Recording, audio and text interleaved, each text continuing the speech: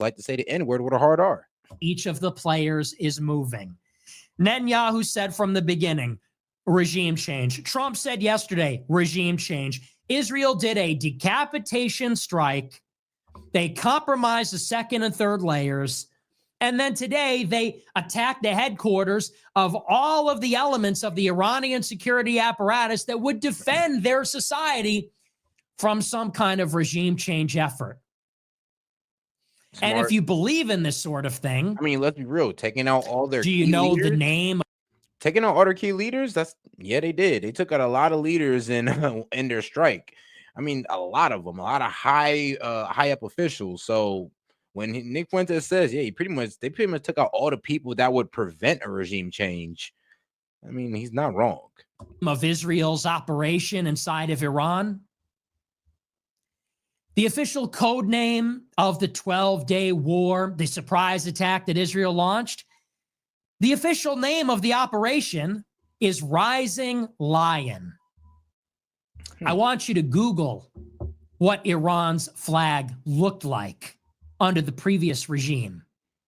What was the symbol of the Iranian monarchy under the Shah before the 1979 Islamic Revolution that installed the revolutionary regime led by the Ayatollah? It was a giant green, white, and red flag with a lion in the middle of it. That is the symbol of Persia. Rising lion? Who is the rising lion in the Middle East?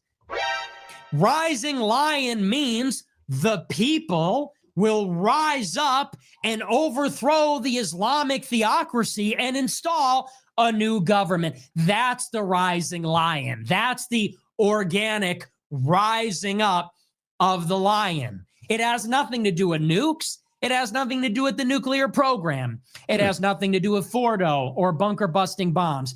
It has to do with regime change. That is what they want. That is always what they wanted from the very beginning. And for those that are unconvinced, these are just the developments of the past week, which to me, it's abundantly obvious that the next stage is a high-pressure campaign against Iran that may or may not involve more air attacks, that may or may not involve more U.S. intervention, but will ultimately lead towards regime change, which still has all of its destabilizing potential. Doesn't matter if we invade or not. It's still destabilizing to take a country of nearly 100 million people and rip it right down the middle on the periphery of China and another nuclear power, Pakistan, and even Russia for that matter. But if you're still not convinced by all this, consider that you have to zoom out to understand how we got here. People are saying this was a 12-day war. Mission accomplished. Peace through strength. Trump did it. Did you trust the plan? Is this the beginning and end of it? I'm not even gonna lie. The plan had me looking like, hold on, man. We looking like we going down a familiar path that led us to trillions of dollars being spent and a whole lot of American lives being lost. So that is one of the main reasons I was like, hold on, guys. I'm not liking where Trump is going. So, but now that we've reached this conclusion, which I hope these non-aggressions or the de-escalation of aggression keeps going, then hey, we're in a good spot. And I guess this man was playing 4D, 5D chess. I guess the answer is obviously no. How did we get here? Once again, you could only be deceived into thinking this is the beginning or the end of the conflict if you're completely ignorant of the history. How did we get here? This is not a timeline going back to 1948. This is a timeline going back to 2018. In 2017, Trump takes office the first time. Trump is elected president. And he's elected with backing by the Zionists. He gets $100 million from Sheldon and Miriam Adelson, full support of the Jewish lobby. Now, what had just happened before the 2016 election? In 2015, after 2 years, Barack Obama created the Joint Comprehensive Plan of Action, the JCPOA, or the Iranian nuclear deal. And Barack Obama brought together China, Russia, Germany, France, the United Kingdom, and the United States and the European Union, all of the P5 members of the Security Council, all the major players, to enforce a nuclear deal that restricts Iran's enrichment of uranium. This deal happened under the nose of the Israelis. The early talks were conducted in secret, and the Israelis were furious about this. They said it was evidence that Obama was a Muslim, anti-Semite, a socialist. And this, by the way, powered the hatred of Barack Obama. I don't like Barack Obama that much. I don't like his wife even more. I think his wife is evil. But consider, Fox News hated Barack Obama. Talk radio, the movement conservatism, hated Obama. You ever think maybe this had something to do with it? Because Obama made the nuclear deal that Trump could not make in the past 73 days? They hated Obama. Netanyahu went to a joint session of Congress and gave us. That's true. They do. Everybody did feel like, well, Obama's deal with Iran was a little bit too soft on them. Like, it was a little bit too soft. But then, I mean, when Trump pulled out of it, and I believe that's when Iran started its nuclear enrichment, which they're pretty much saying that, well, if we never pulled out of that, Iran would have never started enriching uranium. And to be honest now, I mean, you cannot confirm nor deny that. I mean, you can't say it would, you can't say it wouldn't have. I mean, there's many reasons they could have chose to do that. And other reasons of like why, other reasons other than, well, us, let's be real, other than us. Speech in defiance of the American president, and gave a speech criticizing the administration and its nuclear deal, and Congress gave 37 standing ovations. And Fox News cheered it on, and so did all the conservatives. This is the background of Trump's first election. Okay? This is the background of Trump's first election. Yeah, because they do blame him getting out of that deal for the reason why Iran is in this position today, or why they even started enriching their uranium, was because of Trump pulling out this deal. So, all right. But I'm like I said, who's to say? I mean, Trump could have stayed in and they could have still been enriching uranium just to have that threat in their back pocket. Never know. It's always a useful card to have that threat in your back pocket, or just to have a nuke outright. I mean, that'll protect them from a regime change for sure. Is that in 2015, Obama made a nuclear deal. This is while Netanyahu was fear-mongering, trying to get Bush to go to war in Iran. Going to the UN in a very famous speech in 2015 with the chart. They're 2 weeks away from the bomb, and Obama makes a deal. 2016 election happens. Trump gets elected with the help of the Israelis.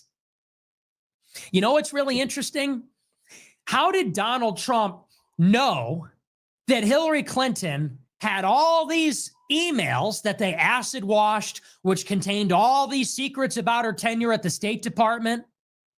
Well, allegedly, he got it from WikiLeaks. But Roger Stone knew about the content of those emails before it was even made public. How do we know that? Because he went home and Googled it on his computer in May of 2016 after a meeting with one of Netanyahu's top guys. Now, how the hell did one of Netanyahu's top guys know what Russia had on Hillary Clinton that eventually made its way to WikiLeaks? Because Israeli intelligence was eavesdropping. Israeli intelligence was eavesdropping on. I mean, they also say it was Israeli intelligence that with the whole Monica Lewinsky situation, you know, just because she so-called happened to be pretty much, and just because of that fact, they linked her to Israeli intelligence, saying that she was a honeypot operation to pretty much catch Clinton in the bind, because, well, Clinton just has a thing for, well, younger women, and not younger women like that. He like of age women, you know, but he has a thing for, well, every woman but his wife. WikiLeaks, to the extent Russia was involved, Israeli intelligence knew what was being said by Hillary Clinton because they were spying on everybody. And that's why they gave the information to the Trump campaign. And it was an Israeli firm which volunteered at Trump Tower to help Trump win the election. You don't believe me? There's a whole article about it. Google The Nation. That's a left-wing publication, but if you look it up, it's an excerpt from James Bamford's book, Spy Fail. It goes into great detail about the hidden collusion in the 2016 election. And shout out to my man Hellbat. He says the FBI leaked that before even running fact check. And that is true. It wasn't Trump and Russia. It was Trump and Israel. And why was Israel so hell-bent on getting a Republican elected in 16? To scuttle the Iranian nuclear deal. And that's exactly what happened. That was the ask. 2017, Trump is elected. And he declares a maximum pressure campaign against Iran. In 2018, Donald Trump pulls us out of the Iranian nuclear deal, the Joint Comprehensive Plan of Action. 2018, Trump pulls us out of the deal. In 2018, Donald Trump declares the IRGC, the Revolutionary Guard, which is the military of the regime, a terrorist group. And that green lights that group for sanctions, for attacks. Now the United States is in a shadow war with Iran, and Iran's proxies are attacking U.S. bases in Iran as a result of this. This leads to a diplomatic crisis in the summer of 2019.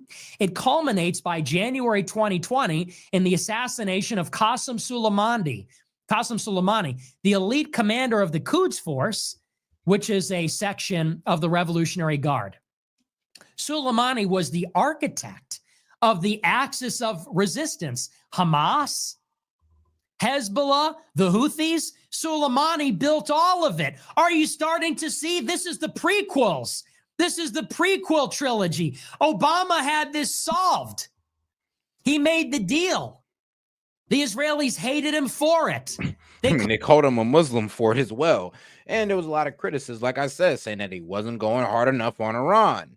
And I mean, if you look at the deal, like I said, I mean, if anybody want to go ahead and super chat in their criticisms of that deal, I'll be happy to read it out loud.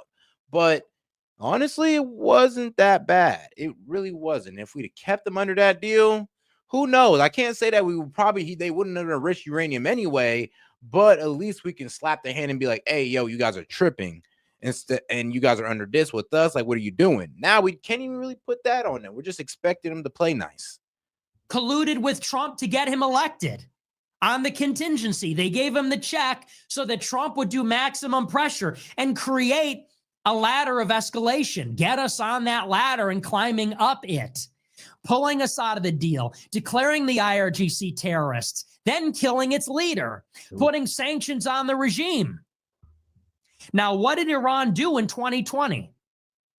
When Trump killed Soleimani, Iran did a gesture. They did, like we talked about before, they did a symbolic strike on American bases and nobody was killed. It is not very well known, but during the lame duck period in December 2020, Trump was considering bombing Iran the same way that he just did in 2020, in December. Look it up.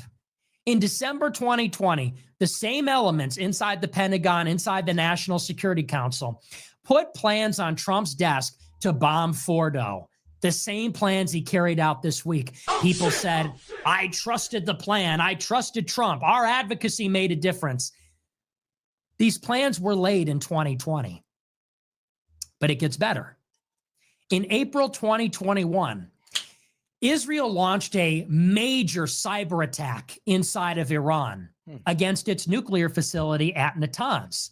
It caused fire. It caused widespread damage and destruction. It was so severe. It was a cyber attack, but it looked like actual industrial sabotage, like they sent commandos in. That's when Iran began enriching to 60%. Trump pulled out of the deal in 2018. Trump designated the Revolutionary Guard terrorists, created a situation where it wound up that Trump killed their leader. Trump left office, and then Israel attacked Iran's nuclear plants. That's when they started enriching to 60%, only after they got attacked by Israel. Throughout 2020, throughout 2021, 2022, Israel launched major acts of sabotage inside Iran. Industrial fires attacking drone facilities, factories, nuclear plants. In 2020, they killed a major Iranian nuclear scientist. After October 7th, as we talked about, There were terrorist attacks across Iran. In January 2024, Israel created a terrorist attack at Qasem Soleimani's grave. Weeks later, there was another terrorist attack. In April, Israel bombed Iran's consulate in Syria, killing Revolutionary Guard commanders. In July, they assassinated the leader of Hamas inside of Iran. After Iran retaliated in October, Israel did a major airstrike in Iran, destroying its air defenses at Esfahan, one of its nuclear facilities. Throughout 2025, Israel's been carrying out acts of industrial sabotage at Bandar al-Abbas, in other drone facilities, other defense facilities, culminating in Israel's attacks on Iran 2 weeks ago and U.S. intervention. Now, the proponents of regime change, Israel's allies in the United States, the Zionists, would have you believe this was a 12-day war, one and done, they said. We're not involved, they said. This isn't regime change. It's not boots on the ground, they said. A ceasefire was achieved, mission accomplished, and plan trusted. Trump knocked out their nukes, no one died, and everything's good. Right? Wrong. By definition, this is a forever war that Trump has now led in 2 administrations, carried over. Like I said, though, you can't really call it a forever war if we're at a ceasefire right now. Now, if the ceasefire is broken due to either Iranian aggression or Israeli aggression, then we might be at that point. But here's the thing, though, we're not involved until we get involved. And I personally believe that due to the division of MAGA right now, I doubt that. Well, honestly, I'm not going to say I doubt that Trump's going to get involved, but I would say if he does get involved, he will lose half of his voting base. We did say we didn't want no new wars. We're kind of letting this bombing slide because it's a military strike and it didn't usher us into a war. Now, if this ceasefire fails and we are starting to get more into it and putting boots on the ground, trust me, I'll be the first one out here condemning the hell out of Trump. Like, hey, you tripping. But shout out to my man Skip. He says the JCPOA was a roadmap to a delayed nuke. It permitted enrichment and gave them all the money impounded since 1979 with interest. Not good. Yeah, basically, I would just say Obama gave them a pallet of money and Trump gave them a 30-ton bomb. So, and yo, shout out Skip. Hey, how you doing, big dog? How are you doing? Hey, and shout out Skip, man. Army vet. Even during the interregnum under Biden. This is a war that started a long time ago that Trump made hot in 2018 and has been going on for 7 years. That's the nature of forever wars. Just like in Iraq, which went from 1990 until today. Just like Libya, which went from 2011 to today. Syria, which went from 2011 to today. And Iran, which went from 2018 until today. That's the nature of forever wars. And they've gotten a little more sophisticated. They know it's not likely we're going to have 250,000 ground troops inside Iran in an invasion. Probably the public won't support that, barring a new Pearl Harbor, a new 9/11, which is not outside the cards. But they have found other means of achieving regime change, like they did against Assad, like they did against Gaddafi, like they did against Hezbollah. And you could already see that here. So people say mission accomplished. It's not a real war, but a ceasefire ended one, so it's okay. It's not a forever war. We've been in this war for 7 years. 7 years. They said that about Soleimani. They said we killed Soleimani. It was one and done until Iran attacked us again and again and again. And then we're talking about bombing them in the lame duck. And then we had to deploy aircraft carriers in April to deter Iran from retaliating against Israel. And again in July and August of last year. And again after Israel attacked Iran 2 weeks ago. Question is not if this starts up again, if Israel's still pursuing regime change. The question is when and how and what our end of it will be. But once again, If you are reading the headlines, if you have some emotional investment in Trump, if you have some weird gambler's fallacy, like what you say on Twitter, and whether you're trusting the plan has any bearing on these military operations that were planned 10 years ago, then you are ignorant and you know nothing. There are forces at work here. These undercurrents have been present for a quarter of a century at least. They are still present. They remain fundamentally unchanged.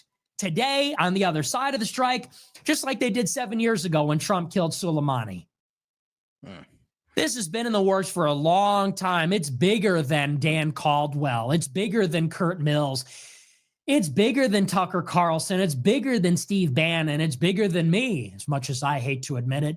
It's bigger than all of us.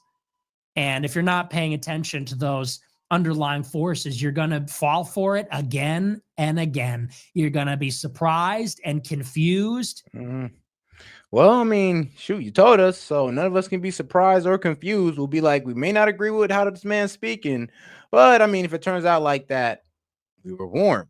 And here's the thing, I've also preached that outcome as well. I'm not 100% on it, but like I said, I'm always optimistic, guys. I'm overly optimistic. Trust me, I always like to be the positive. So I'm always gonna want the best to happen. But I'm not ignorant, nor am I naive. So I do have to take into account to where we are taking steps towards the negative outcome. Which, I mean, the beginning of it, I ain't gonna lie, man, it sounds like we were taking leaps into the negative outcome, but it seems like we are hitting that U-turn. So, hey, here's what it is. But let's get over to Alex Jones' assessment of the situation. Shout out to Alex Jones.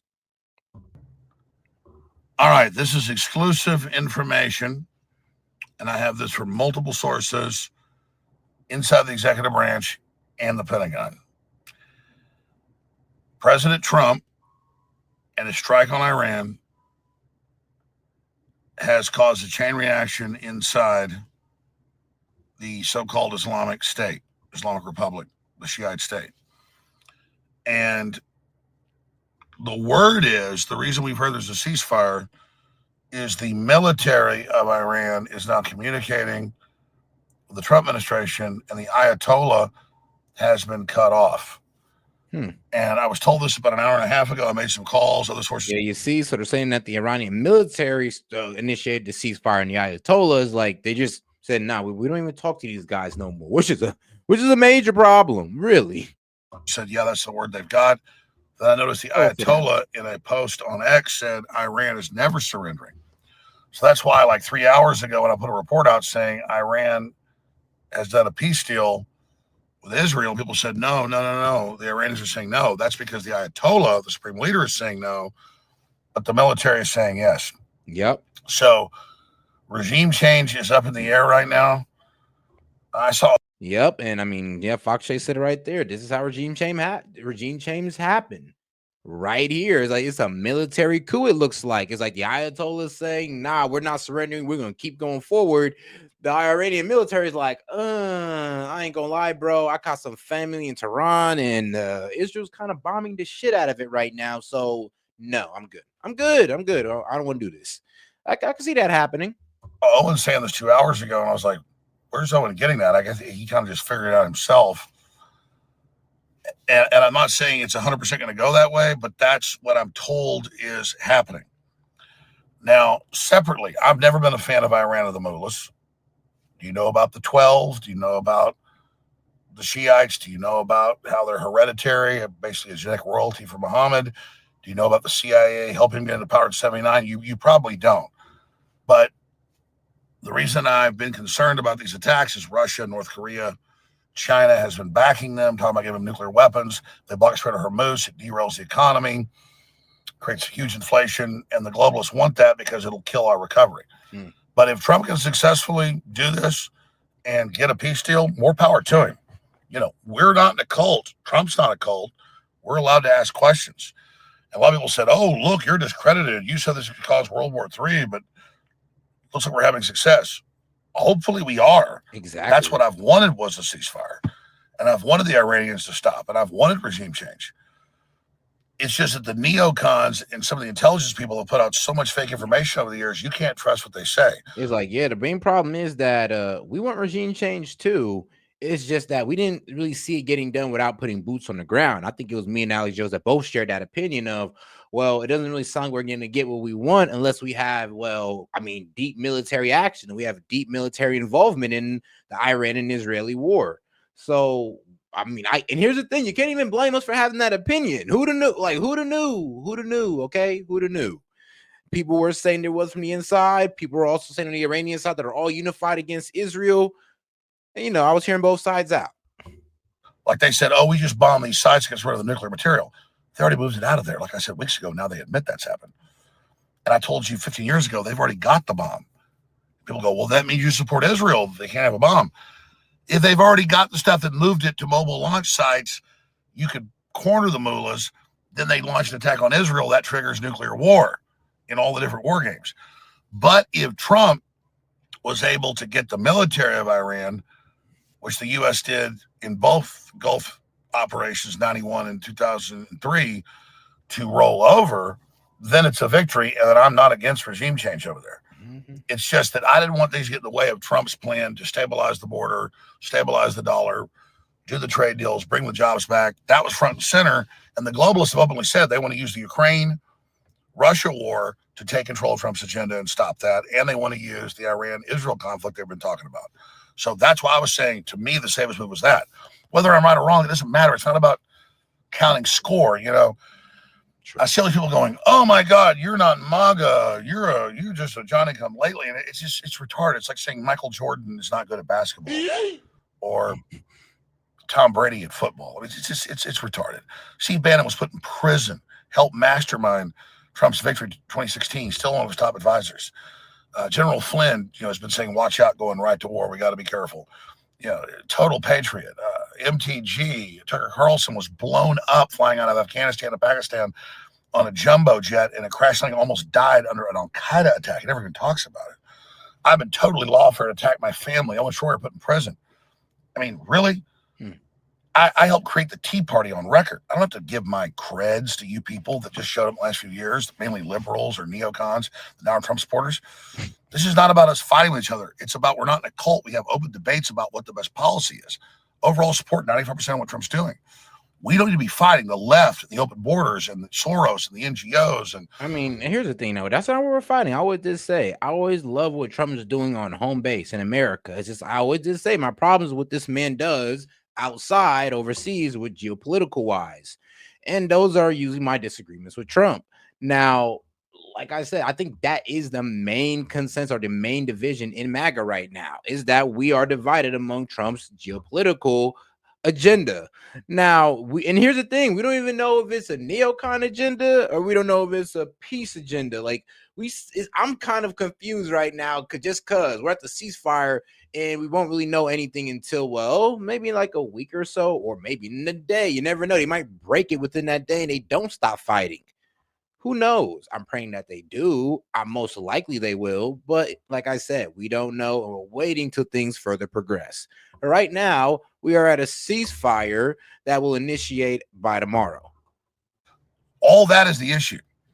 But I will criticize Bongino or Patel. We're not doing a good job. I'll support when they are. Again, that's what we do. We're the constituents. We're the populace. It's what happens. But that's a side issue. I've got intel that there is regime change happening right now. Now, it's very fluid. And Flynn just put out a post on X saying he would advise the Ayatollah, if he isn't already dead, to leave now. And what I've seen with him saying they're not going to surrender, the Ayatollah, but his military looks like they've made a very wise decision. Let's hope that's the case, because regime change in Iran is great. If it isn't like 7 months ago where they finally, with Turkey, NATO, and Israel, overthrow Syria and get rid of Assad, who's an angel compared to Al-Qaeda, but the head of Al-Qaeda in charge, who then does mass extermination of Christians and others. So that's my issue, is don't get a worse regime just because you want destabilization. But it's all up in the air right now. But the word is the mullah is falling right now. I don't know that's for a fact, but I see all the signs. Is what I've been told. This is huge. I mean, we get what we want with no interventions. The neocons get what they want with the regime change. The Israelis get what they want with a regime change. Everybody's happy. And we ain't have to shed too much blood over it. Well, no American blood over it. And if Trump pulls this off, wow, this is the 4D, 5D chess we've been hearing about. So wild, absolutely wild, but it's so dangerous. And there's a bunch of other sub-factions of the Shiites that might still activate sleeper cells, or the neocons do a false flag. I mean, we're not out of the woods yet, as J.D. Vance said on Fox today. So let's not get the cigars out, or as the wolf says in Pulp Fiction, let's not start sucking each other. And here's the thing. If it's a military coup, I mean, is that even the choice of the Iranian people? Is that really the regime change that we want? Is a military coup? Is that what we're going for here? But then let's be real, though. Anytime any of these leaders get out of power, it's usually through a military coup. It damn near seems like the only way it goes down, unless these guys have a change of heart and they'll be like, you know what? I want to be democracy. I want to step down from power, which is like a pipe dream in Iran. Like, man, you damn near might want to check on hell because it might have froze over. Each other's dicks yet. But for you idiots trying to say I'm with the mullahs on this crap, give me a break. I want a total ban on immigration from Muslim countries. Hell, total ban, period, for a while. And we built this modern revolution. And we're not in junior high here, folks. This is about a real debate, real discussion. That's what makes us strong, okay? We're not the left censoring everything, all right? All right, God bless you all. Let's keep breaking this down. I'll have more reports as this unfolds, but this is massive. All right. And all right, now let's get over to Tucker Carlson. He had a pretty good interview with, what is this guy's name, bro? God damn it. All right, man, let's just get right to it. Clayton Morris, ladies and gentlemen. We worked together at Fox News. You were there 10 years. Shout out Clayton Morris from Redacted. That guy. You've since gone on to be a lot more successful than either one of us was at Fox, and I think a lot happier. And congratulations. No one gets out of it alive except you. And me. You did. And me. Yeah, no, it's great to beat the odds. We both did. But is it weird to look at your former employer? You spent a decade working for them and see them as like a prime driver for war. It's not weird if you look at history, right? To me, when I started watching over the past few weeks, this drumbeat for war, I started seeing, it's almost like they went to their shelf and they grabbed their book, their manual, they got it off, they dusted it off. Like, what did we do back in 2002? What have we done before that successfully worked and pushed people, an entire populace, along with CNN and MSNBC, towards war? They flipped open the pages. They skipped they skipped the preamble because they already knew, what to do, and they started lining up every show with the same rhetoric. They started putting up the TVs where they would stand and get up with their big pencils and their fingers on the board. Here's where they're going to attack. These are the bases, almost giving, like, telegraphing military moves. It's from the same playbook, so it's not stunning. That's called news coverage, Clayton. That's news, right? We're just reporting the news.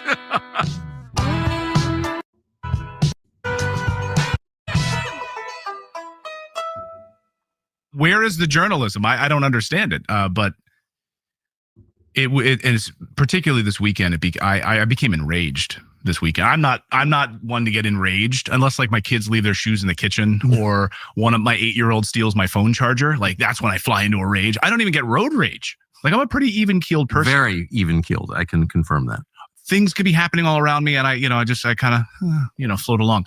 I got enraged this weekend, watching this coverage, and almost breathlessly, as soon as there was this announcement that Trump had authorized this bombing of these nuclear sites, it was almost as if, like, the hosts on these shows were, like, grabbing an American flag, and anyone who opposed this was unpatriotic, and this was the most spectacular, amazing American moment in history. He'll go down, like Reagan and Thatcher, attempting to bring down communism. Everyone tried to do this for decades. Trump is the only one that could do it. I just, one of the hosts, I just got off the phone with Trump a few minutes ago, and he said their entire nuclear program has been decimated. It's done. And I just couldn't believe what I was seeing. People didn't vote for this. No. And to see these networks pushing this coverage, and it's not, just Fox, it's CNN, it's MSNBC, and they're all right back to their playbook because it's so incredibly profitable. I mean, just like, Yeah, because it was, I mean, that was hella confusing. All of them were having warmongering points, I will admit, like on both sides. But then as soon as this ceasefire came around, everybody started changing up their tune to, well, was Trump, was he allowed to do that? Did he talk to Congress? I mean, hold on. You was all on this man's side about attacking Iran. You was all kumbaya like a couple of days ago. What happened? follow the money on all of this.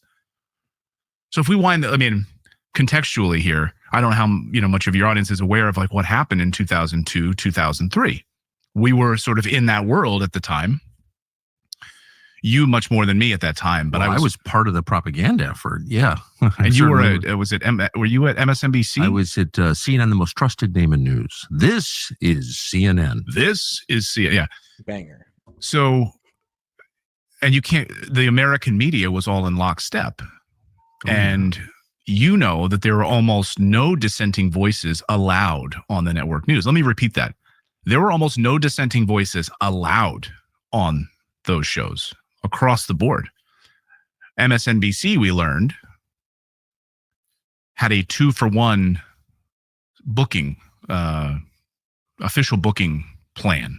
That meant 2 pro-war voices for every 1 anti-war voice.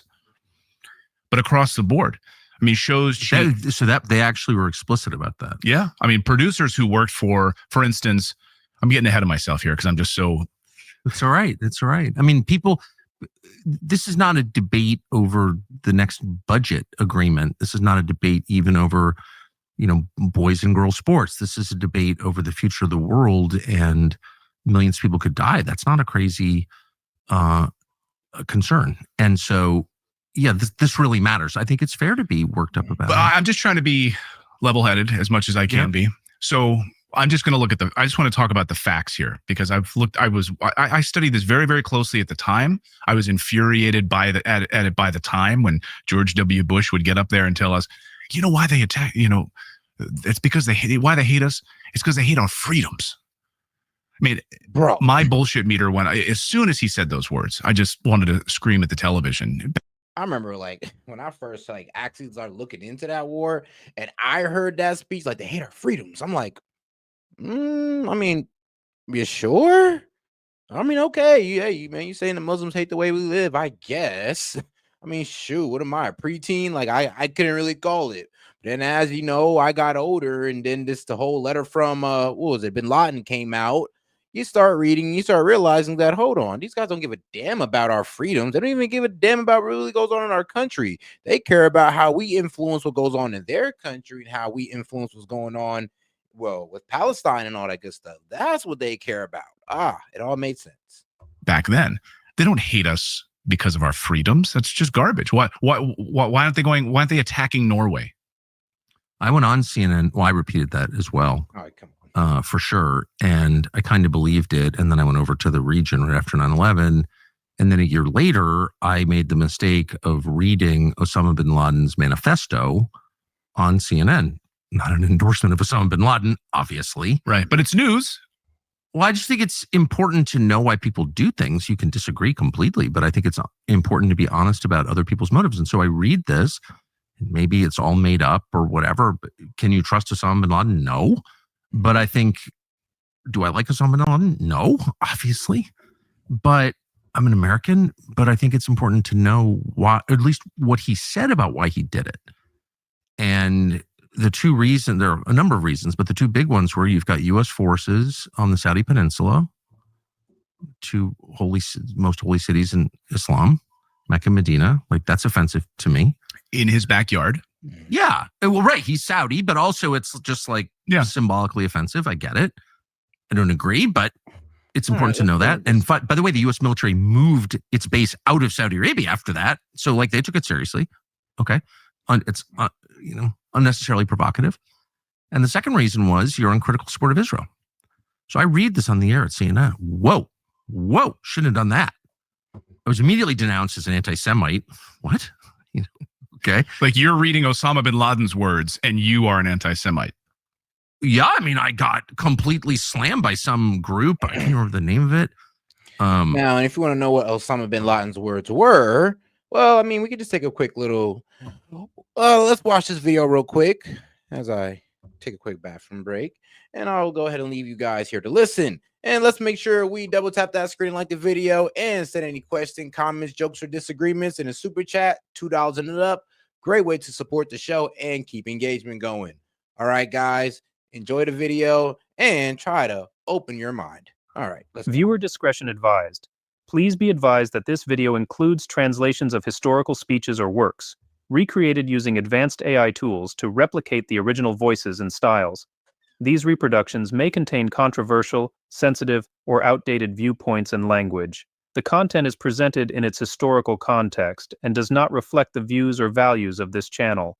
Viewer discretion is advised, particularly for younger audiences. وعن نصرة بيته وعن تطهير أرض الحرمين من رجس. In the name of God, the compassionate, the merciful to the American people, peace be upon those who follow the righteous track. Hereafter, the subject of my talk to you is the overwhelming control of capital and its effect on the ongoing war between us. I direct my talk specifically to those who support real change, especially the youth. I say from the onset, Osama calling for regime change in America is actually funny. Or between us. I direct my talk specifically to those who support real change, especially the youth. I say from the onset, your former president warned you previously about the devastating Jewish control of capital and about a day that would come when it would enslave you. It has happened. Your current president warns you now about the enormity of capital. Oh, and I mean, you can look up the translation online and they'll have it word for word translated for you in English, and you'll pretty much get the same thing. I mean, AI is amazing. Let's be real. Like, shout out to AI. That's how we're able to get these, well, reconstructions of their speeches. I mean, like I said, I mean, you can look, if you have any doubt about this, go ahead and look it up. Letter to America. And I mean, you'll be able to read this word for word, bar for bar. If you see anything different, hey, let me know. It has happened. Your current president warns you now about the enormity of capital control, and it has a cycle whereby it devours humanity when it is devoid of the precepts of God's law. The tyranny of the control of capital by large companies has harmed your economy as it did ours, and that was my motivation for this talk. Tens of millions of you are below the poverty line. Millions have lost their homes, and millions have lost their jobs to mark the highest average unemployment in 60 years. Your financial system in its totality was about to collapse within 48 hours had not the administration reverted to using taxpayers' money to rescue the vultures by using the assets of the victims. As for us, our Iraq was invaded in response to pressure from capitalists with greed for black gold, and you continue to support the oppressive Israelis in their occupation of our Palestine in response to pressures on your administration by a Jewish lobby backed by enormous financial capabilities. An observer of the policies of the new administration realizes that the change is tactical and not strategic. It does not at all agree with the change you seek. There are very many indicators of this, especially concerning important matters related to your security and economy, particularly the ongoing war between us. The previous administration was successful in implicating you in these wars against us, under the premise that they are necessary for your security, or according to the promise that it would be short and would finish in 6 days or 6 weeks. 6 years has passed, and that administration is gone without realizing the victory. The man calling for change promised you victory in Afghanistan and set a time for withdrawal. Before the end of the set time, Petraeus from the previous administration came and asked for an extension of 6 more months. If it was the 6-day war that started by President Bush, and 6 years have not been enough to finish it, then the wise men... I mean, that's creepy. 6-day.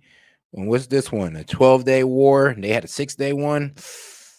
Ooh, Like I said, this is where I said, I'm like, guys, we're kind of going down a familiar route. But I mean, like I said, I mean, back in the day, they didn't do no ceasefire. Bush, and 6 years have not been enough to finish it, then the wise men should question how long would a 6-month war take, and whether you are able to fund a war that requires a large amount of money that weakens your economy and your dollar.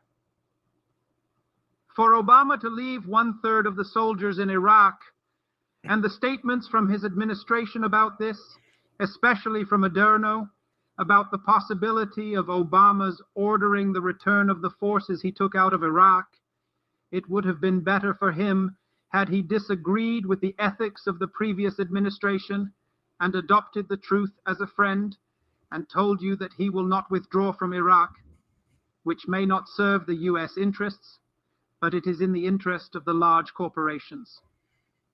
The course of the policies of the present administration in several areas clearly reveals that whoever enters the White House, even with good intentions to safeguard the people's interest, is no more than a train operator.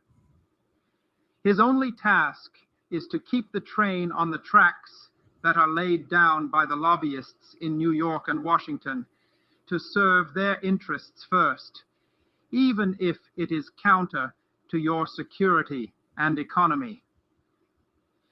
Any president who tries to move the train from the lobbyists' tracks to a track for the American people's interests will confront very strong opposition and pressures from the lobbyists. He ain't lying. Your president described the decision by the court in favor of corporations to intervene in the political arena as a victory.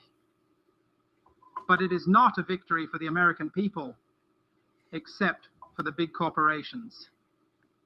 There is no doubt about it that it is a right, and it is also a right for the administration to support the oppressive Israelis, for the continued occupation of our land and the killing of our brothers, marking a victory for the Jewish lobby.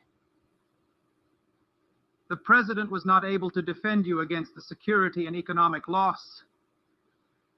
The way for change and freeing yourselves from the pressure of lobbyists is not through the Republican or the Democratic parties, but through undertaking a great revolution for freedom, not to free Iraq from Saddam Hussein, but to free the White House and to free Barack Hussein so he can implement the change you seek.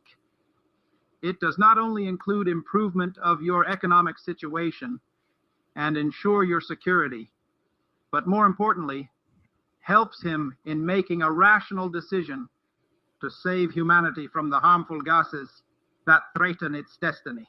For the American youth to succeed in this change, they need to relive the history of their ancestors and the conditions in their country more than 2 centuries ago. See, I can see why they hid the letter, because he's pretty much is axing basically what we're trying to do in Iran. You know, hey, Iran, youth, unite up against your oppressive leader who takes your money and sells you out to foreign interests. It's like, you know, rise up, Iranian people. Yeah, funny. To understand the similarities during that era and their present situation, especially in their fundamental conditions. The British Parliament sided with corporations, then against the interests of the citizens. You have noticed the Congress's stand with corporations against the people's interests when they refused to legislate against interference in the elections by corporations. The British military governor in the United States used to have the right to appoint judges and mayors. Similarly, the corruption is deep-rooted now in all higher authorities, thus giving authorities over these offices to corporations. Subsequently, the higher court adjudicated their support of political financing by corporations under such circumstances. Reading the book by the intellectual Thomas Paine helped your fathers in the revolution against the oppressors. It is useful for you to read it under the current similar circumstances. You are in need of people like Thomas Paine to publish books, pointing out the similarities between the 2 phases, and that will have a similar effect. You also are in need of men with courage and initiative, like those of your forefathers.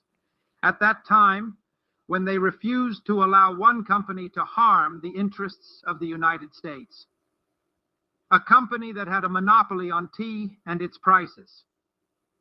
Yet there now are many companies that endanger the United States economy, which continues to be vulnerable to collapse, and they also formulate the policies of the White House.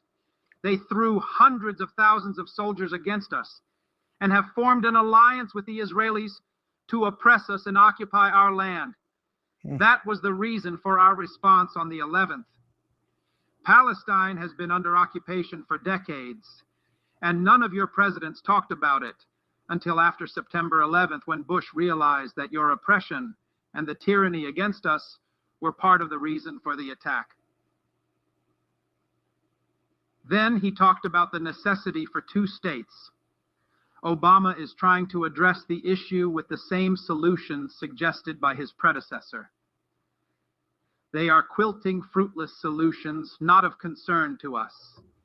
If you want a real settlement that guarantees your security in your country and safeguards your economy from being depleted in a manner similar to our war of attrition against the Soviet Union, then you have to implement a roadmap that returns the Palestine land to us, all of it, from the sea to the river. Yeah, right. It is an Islamic land not subject to being traded or granted to any party. In conclusion, be assured that we do not fight for mere killing, but to stop the killing of our people. Alrighty. It is a sin. Now, I mean, I see why they hid this, because honestly, it is propaganda. It's pretty much propaganda to get the American youth to turn against, well, the American government. And I mean, it's kind of funny how we do the same thing to them, but ah, man. And here's the thing, I ain't gonna lie, he's using very key elements of influence. And he's kind of using like the Chinese method of influence, where they sat American soldiers down and used to poke at them like, well, you don't like this about your government did this, they betrayed the people like that. And slowly they would, bring up these mistakes of the US government. And next thing you know, these guys walk out a commie. So that was his strategy with that propaganda right there. Or if you want to view it as the truth, I wouldn't advise you do. I wouldn't advise you take on his full ideology. But I do hear his points now. I do hear his points. He did lay out some truths there, but we all do got to recognize that this was hidden because it was propaganda to cause a uprising among the youth in America, which I'm gonna be honest with you, at that time, I don't think that it worked out too well. Be honest. Like, trust me, we was pretty teed off at these guys. Like, anything they said, it would have went through one ear and out the other.